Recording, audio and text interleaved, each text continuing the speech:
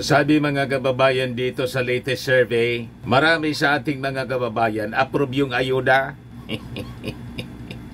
Ano kayo ngayon? Yung lahat na nagkukontra sa ayuda, siguradong talo sa eleksyon. Yan kasi daldal kayo ng daldal. You just imagine, nag-ayuda na nga yung gobyerno. Dapat nga ikagalit kung yung gobyerno walang ginawa para tulungan yung ating mga kababayan. Pero yung mga critics po sa ayuda, pinagagalitan yung ating administrasyon, lalo yung ating kongreso, dahil sa pagtulong sa mga mahirap. Saan kapulutin yan? Anong klaseng mga taong ito? O ngayon, ito ngayon mga kababayan ang latest survey na ginawa ng Social Weather Station. So, sampal ito mga kababayan sa kanila. Yan o. Most Pinoys approve of ayuda for peace tupad seen as very helpful. Sabi po sa result ng survey ng Social Weather Station. Di ba? Kaya sabi ko sa inyo, nagagalit sila. Yung mga DDS, yung mga Duterte, lalo na po si Sara Duterte, kasi hindi sila yung namimigay. Wala man silang maibigay sa ating mga kababayan, kundi yung kanilang masamang ugali. O, di ba? Yung pamimirwisyo mga kababayan sa administrasyon, panggugulo. Iyon ang binibigay nila. Panggugulo sa ating Pangulong Bongbong Marcos, administrasyon ng ating Pangulong Bongbong Marcos. Kasi ang intensyon nila, siraan ang ating Pangulo para hindi magtagumpay. May issue sila sa 2028 election. Iba lamang mga kababayan, hindi na makakandidato si Sara Duterte sa 2028 election kasi makukonvict. Perpetual disqualification from running any public office. Once na-convict siya ng Senado, the possibility na ma-convict siya, napakataas mga kababayan kasi ang impeachment trial will start after SONA, will begin after SONA. So, bago na po yung mga senador. Yung mga re-electionist na senators mga kababayan, na kaalyado ng mga Duterte, hindi yan tatantana ng ating mga congressmen na may kontrol sa distrito. Siguradong inadyang mga kababayan.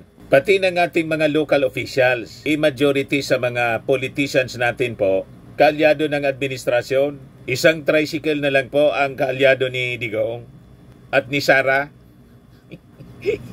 Kakarampot na lang po. Sino man kasi ang sasama pa, mga kababayan, sa mga taong masamang ugali, perwisyo sa lipunan. Di ba pa? Pati yung ayuda, piniperwisyo, sinisiraan. O ngayon, this is a very strong rebuke ng ating mga mamamayan, mga mamamayang Filipino, sa paninira nila po sa ayuda na sinasabi nila, pinapolitika. Ang dami pong nagkikinabang.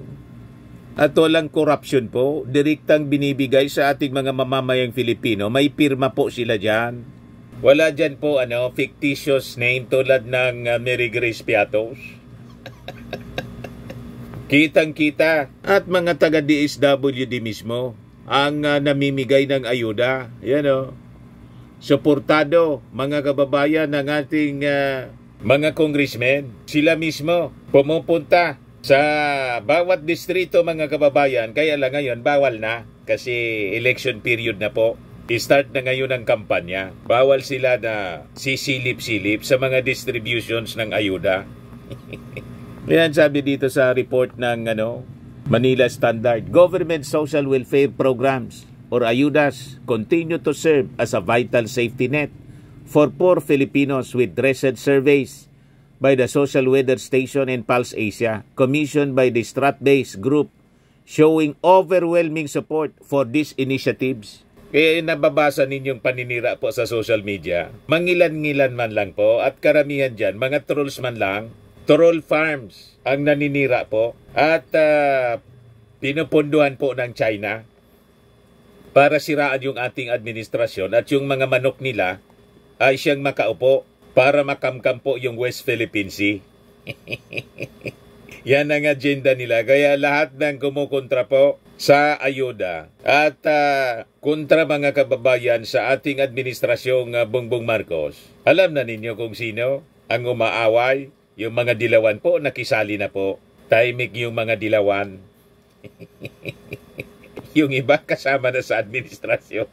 You see, we have to reject them, mga kababayan, this midterm election. Huwag ninyong bigyan ng pagkakataon na makaupo at sisulduan po natin. Lugi po tayo. Sasabi dyan, among the most impactful programs is the Pantawid Pamilyang Pilipino Program or 4Ps, which 90% of Filipinos found helpful, according to SWS. Pulse Asia supports this with 82% of respondents saying 4Ps improves the financial stability of lower-income families. Laking tulong po, Pantawid Pamilyang Pilipino. Ang dami nang nakagraduate sa Pantawid ng Pamilyang Pilipino kasi nung makapagtapos na rin po yung kanilang mga sinusupport na mga anak na nag-aaral, gumanda na po yung buhay nila. Kaya siyempre, graduate na sa 4Ps. Ganun po. Datulong panghanap buhay sa ating disadvantaged or displaced workers or TUPAD program also received high approval with 88% of respondents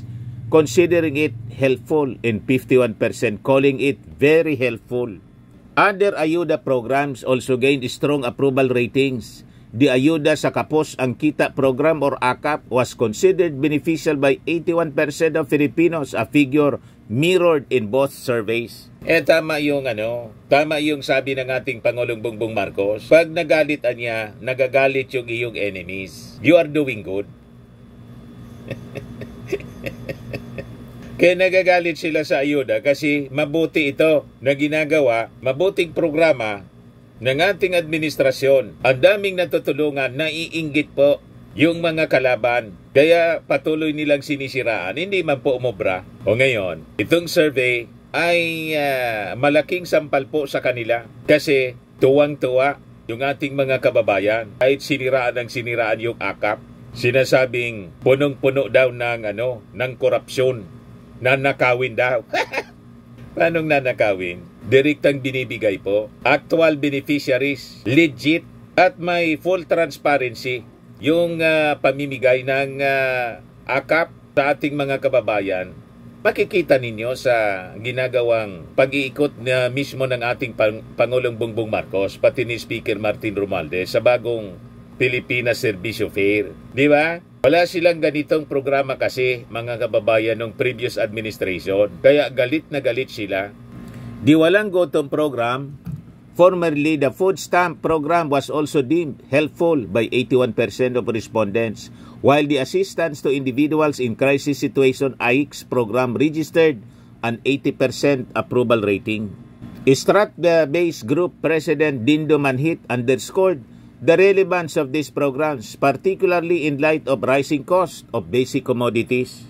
Nababasag kasi yung kanilang propaganda. Hindi umuobra yung kanilang propaganda na dumami yung mahirap. Paano dumami yung mga mahirap? Yung mga mahirap po na dati walang makain, may makain na po ngayon. Kasi sinusupport po, pinapakain ng ating gobyerno. Kaya sabi dito sa survey, with 90% of Filipinos feeling strain of rising food prices, particularly rice, social welfare programs have become an essential lifeline for struggling families, sabi po ni Manhit. There's no doubt, Anya, that Filipinos can feel the importance and impact of the government's ayuda programs. These are strong examples of public funds being used to respond the needs of the Filipino people. Hindi umobra yung propaganda ni Sara Duterte na lagi niyang sinasabi na ang totoong isyuan niya na dapat pagtuunan ng pansin ng ating gobyerno ang pagtaas ng presyo ng mga bilihin. Ginagawa na po ng gobyerno. Dati nga kasali ka, kaya lang umiwalay ka sa Unitim. Kasi inaway mo yung ating Pangulong Bongbong Marcos at si Martin Romualdez dahil sa inyong agenda na i-cut short ang pagiging Pangulo ng ating Pangulong Bongbong. Inappoint mo na yung iyong sarili as designated survivor. Kaya nga parte siya sa articles of impeachment. Ayan tuloy, malamang sa malamang, matanggal mga kababayan itong si Sara Duterte at ma-disqualify na to run for public office. Kaya pinag-iisipan nila, sabi ni Pantaleon Alvarez, ang ilalaban nila si Digong. So sabi dito, such reality niya is also reflected in the past survey. Earlier, SWS poll found that 9 out of 10 Filipinos would likely vote for candidates prioritizing food security, highlighting the issue of access to basic goods as a top concern. 9 out of 10 of Filipinos Iboboto po yung sumusuporta sa AKAP, sa TUPAD, sa 4Ps, sa ayuda, sa AIX.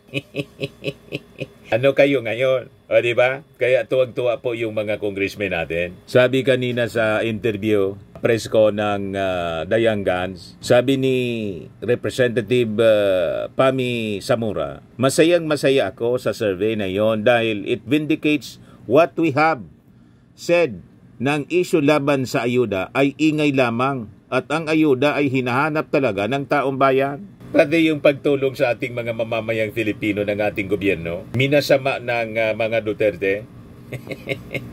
Ang masama po, yung magsweldo, walang ginagawa. Pagkatapos, wala nang ginagawa, namirwisyo pa. Kaya dapat talagang ma-impeach. Na-impeach na nga pala. Dapat talagang matanggal through conviction ng impeachment, Senate Impeachment Court. Tama pa mga kababayan? Itong ating programa mga kababayan, atid sa inyo nitong ating mga sponsors. Firmax Firming and Lifting Cream. Pinapay po sa mga pulses in affected area. Mainam po ito sa mga pains at paninigas ng mga kaso-kasuan. Ito sa mukha naman yung application, anti-aging, Automax po siya. Ito ay Glow 60 mga kababayan. Whitening po siya. Made in South Korea.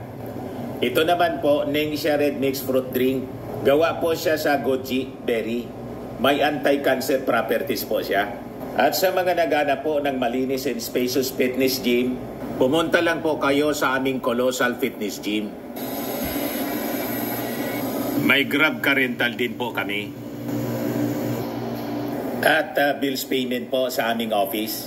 At saka sa mga mahilig po sa mga imported bags, manood po kayo sa live selling ni Madam Eileen Rosales sa kanyang Eileen Closet po.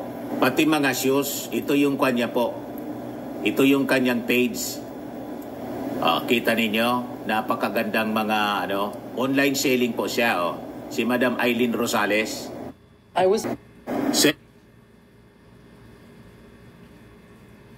Phone number niya po 773-798-7816.